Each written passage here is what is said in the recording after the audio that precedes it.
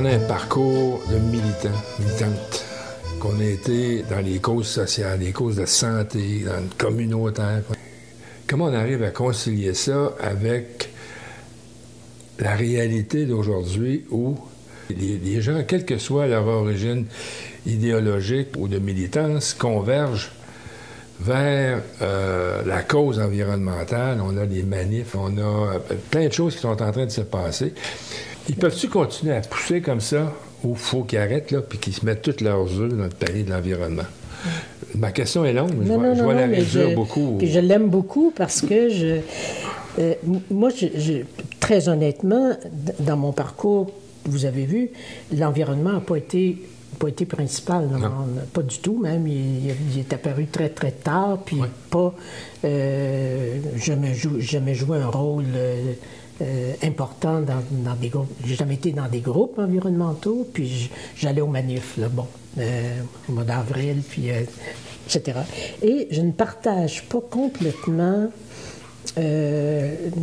comment j'exprimerais ça, la prééminence de cette lutte-là. Je vais m'expliquer de deux façons. La première, et puis je lisais dans le Devoir de ce matin, les banques, en tout cas, on pourrait retrouver le titre, s'occupent maintenant d'investir dans le vert, et puis vert, VERT, etc.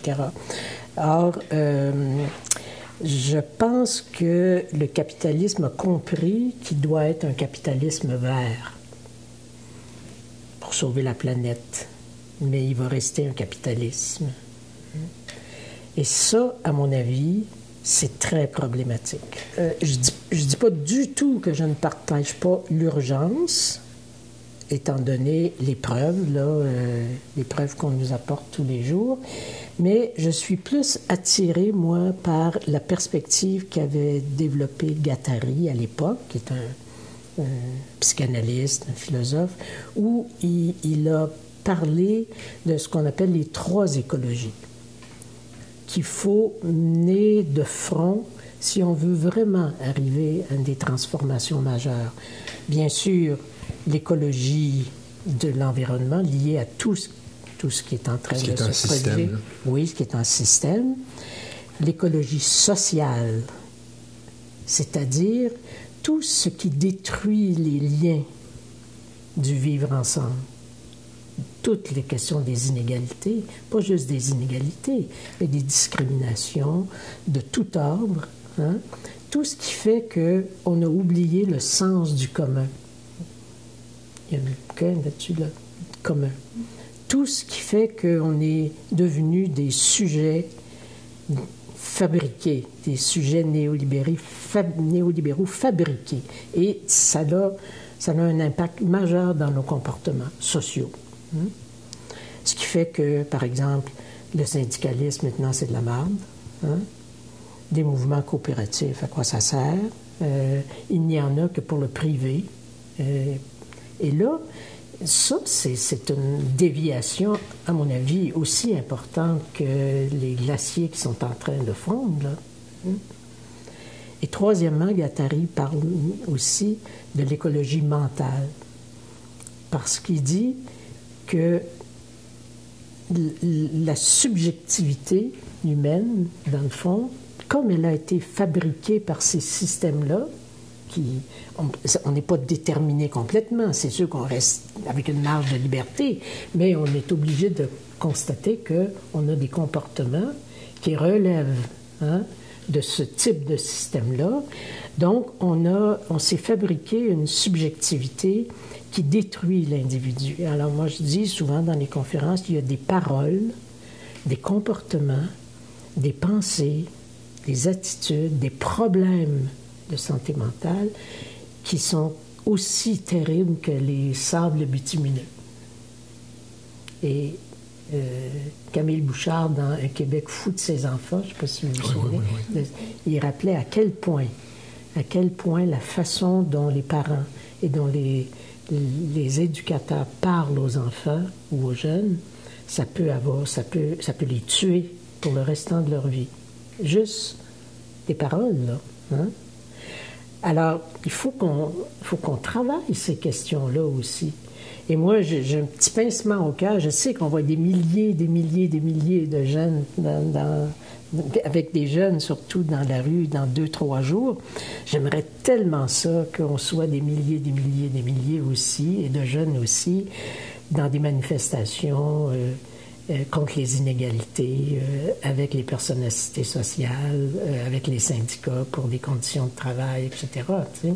Mais on devrait, à mon avis, être capable de mener... C'est les mêmes luttes, hein?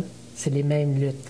Alors que dans tous ceux qui se mobilisent pour le climat, à l'heure actuelle, il y en a beaucoup qui, sur la question du droit à l'avortement pour les femmes, ça ne les intéresse pas tellement, puis ils vont peut-être être du côté des mouvements de droite là-dessus. Ils ne seront pas nécessairement d'accord pour une économie plus participative, plus coopérative, plus... Mais attendez, là. Quand les premiers... Déjà, là, aujourd'hui, là, on a les premiers réfugiés climatiques là, qui frappent à la porte des États-Unis, par exemple. Oui. On a ceux qui frappent à la porte de l'Italie. C'est un fait, là. Ce sont des réfugiés climatiques. Ils ne fuient pas des dictatures. Oui, peut-être, mais surtout, ils fuient l'incapacité de se nourrir. Parce que c'est trop sec. Il fait trop chaud. L'eau a débordé, c'est inondé, puis il n'y a plus rien à faire.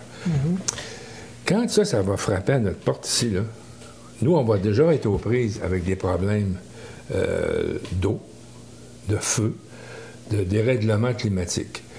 Et toute nos populations vont être aux prises avec ces nouveaux arrivants qui vont frapper à nos portes parce qu'ils vont avoir faim. Parce que leurs femmes vont être violées, parce que leurs enfants vont être morts, parce qu'ils vont avoir 50 problématiques épouvantables. À l'intérieur du pays, qui essaie de se protéger contre ces affamés-là, bien, il va y avoir toutes sortes de problématiques aussi. Et si on vous parle, là, selon la science, on parle de 2050, 2060. Puis il paraît que ça peut même arriver avant. Moi, je ne veux pas être catastrophiste. Mais ça, comme phénomène... il faut en tenir compte, je sais pas. Oui, tout à fait. Mais non. Je dis pas qu'il ne faut pas en tenir compte. Je dis qu'il faut en tenir compte avec autre chose en même temps. En même temps. Allez-vous être capable de faire ça quand l'urgence va être de nourrir quelqu'un? Oui, bien c'est parce qu'on ne le conçoit pas en même temps non plus. On le conçoit dans un corridor séparé des autres questions. Pourquoi est-ce que les gens d'Amérique centrale qui vont souffrir de sécheresse, etc., pourquoi ils seraient obligés de partir? Pourquoi est-ce que les investissements pour prévenir cette situation-là, elle n'est pas déjà au service de ces populations-là? Comment ça se fait? On a la technologie, on a tout ce qu'il faut, hein? Oui. L'Amérique centrale, que ça soit sous-développé encore comme ça, c'est complètement inacceptable. Hein? C'est depuis des générations aussi, là. On ne s'est pas préoccupé de ça, pantoute. Puis penses-tu que Trump s'en préoccupe aussi? Pantoute. Personne ne veut partir de chez lui, sauf une petite minorité de personnes qui veulent explorer d'autres. C'est correct aussi. Mais moi, au Salvador, là, à l'époque, les gens ne voulaient pas partir du Salvador. Pantoute. Puis aujourd'hui aussi, j'imagine que les gens ne veulent pas partir de chez eux. Ils voudraient vivre, les Mexicains, les Guatémaltèques, les Salvadoriens, etc.